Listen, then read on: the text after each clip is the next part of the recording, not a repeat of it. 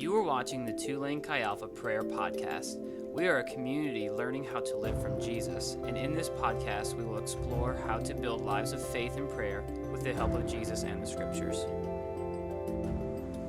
Hello, my name is Matt DeGier, and this is the Tulane Chi Alpha Prayer Podcast. We're going to explore what does it mean to pray, and how do we do it well? How do we actually connect with God?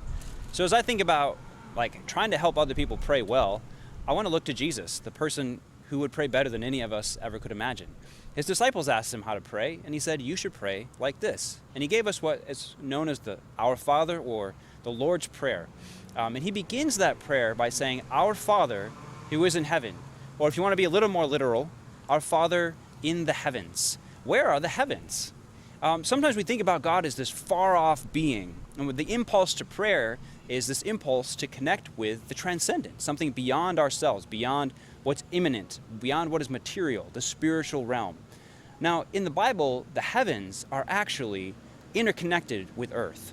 It's separate, but it's together. In Psalm 103, the psalmist says to God, as far as the heavens are above the earth, so great is your love towards those who fear you. And so there's this unique interplay of transcendence and immanence. And so the psalmist begins with this idea of the distance between heaven and earth, but then that becomes the measure for how near God longs to be to God's people.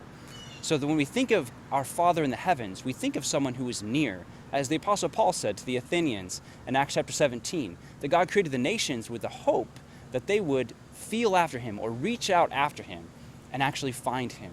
As the prophet Jeremiah said, that as people seek God with their heart, their whole heart, God will be found by them. He's our Father who is in the heavens.